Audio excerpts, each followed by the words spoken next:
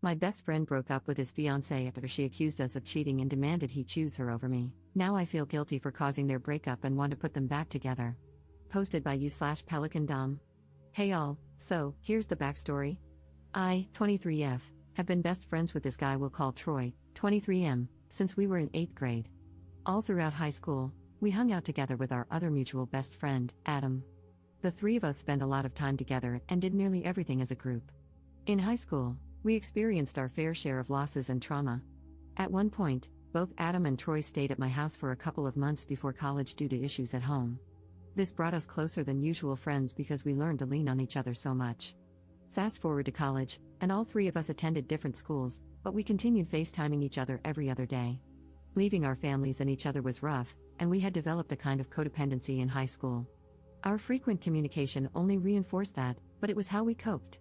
Come sophomore year, Troy started dating his now fiancée, Emily, 22F. They got along well and made a great couple, and I was very happy for them. From the start, Troy made it clear that I was just a friend and that he shared everything with both Adam and me. As far as I knew, Emily was fine with that at the time. It wasn't uncommon for us to hear about his relationship problems and arguments. When Adam and I visited Troy and met Emily for the first time, she was very kind, although a little awkward, which was understandable. During our visits, Troy would often ignore her to hang out with us exclusively. We pointed this out to him, but he dismissed it, saying he saw her every day, while he saw us maybe once every 6 months. I let it slide because it wasn't my place to interfere. However, I think those visits and his neglect of her started to create her bitterness toward me. Years passed, and now they're engaged. Adam was chosen as the best man, and I'm supposed to be a groomsman in the wedding. A few months ago, our best friend Adam unexpectedly committed suicide. Troy and I were, and still are, devastated. It came out of nowhere, and we blame ourselves, even though we know it's not our fault. I live alone in an apartment and expressed to Troy that I was feeling distressed and lonely, especially due to the COVID lockdown. Troy dropped everything to come live with me for a few weeks so we could process our grief together. We've both been attending therapy for grief.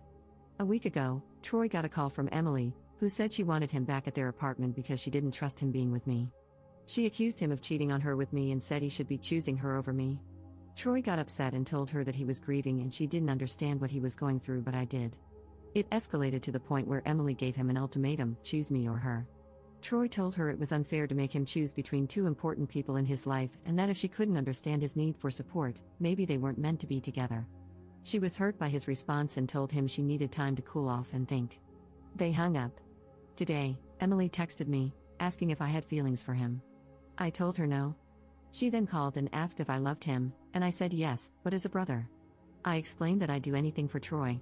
She told me that if I truly loved him, I would step back and let her have him. I told her this was a conversation she needed to have with him and that I was tired of being in the middle of it. She got angry, hung up on me, and I immediately told Troy about our conversation. Troy called her and broke up with her. I think his decision was hasty and emotional, and I'm trying to talk him out of it, but I'm not sure what else I can do. Can you all give me some advice? I feel like this is my fault for asking him to come stay with me. Edit. Hey all, it's been a few hours since I posted this, and I didn't expect to get so many responses. Thank you all for your input, it's really helped me gain some perspective. I've been told that my relationships with both Troy and Adam were detrimental to my other relationships, and I was taking steps to fix that. However, with Adam's death and the stress of COVID, all the lessons I'd been learning kind of flew out the window. That's no excuse for how I've been behaving. Troy is a dear friend, and I've been unknowingly sabotaging his relationships with other people. That's not fair to him or to the people in his life. I've also considered Emily a friend since I met her, but I haven't been a good friend to her either. Since I posted this, Troy broke down about his breakup and said he regrets breaking up with her. He texted her, and they agreed to try to talk things out in a couple of days after they've both had time to process everything. I showed Troy this thread, and he got to hear what you all were saying too, so hopefully, that helps. He and I agreed that we need some space apart, so he'll stay at my apartment, and I'm staying on a coworker's couch. Again, thank you all for your input, both to those who supported me and to those who called Troy and me out on our behavior. Hopefully, with continued therapy and eventual boundaries, we can maintain a healthy friendship and also have healthy relationships with others. Update 12 days later. Hey all, I thought I'd give you an update on what's happened since I made my first post here. A few hours after Troy broke up with Emily, he broke down in tears and was miserable. He regretted breaking up with her and texted her. They both agreed to talk after a few days once they had the chance to cool off and think things through.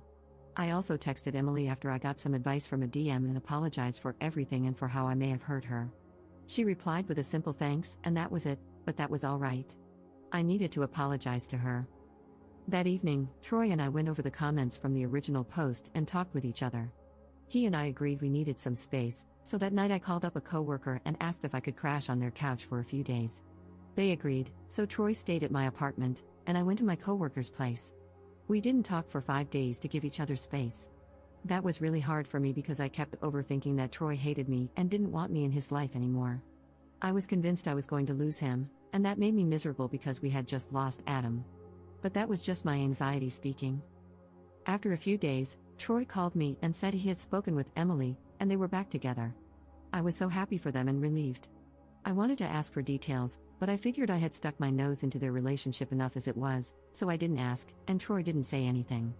He told me I should come back to the apartment, and I asked if Emily was all right with that. He said yes, so I moved back into my apartment.